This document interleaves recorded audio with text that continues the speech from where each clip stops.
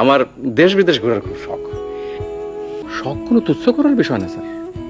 মানুষ আর বাঁচে কয়দিন? ফট করে একদিন আজরাইল এসে বলবে চল বেটা যাই।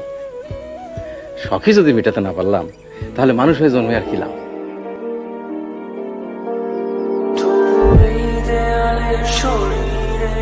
যত ধুয়ে যাওয়া মানুষ পেশাদার প্রতিহিংসা তোমার চেতনার যত উদ্ভাসিত আলো রং আকাশের কত না কষা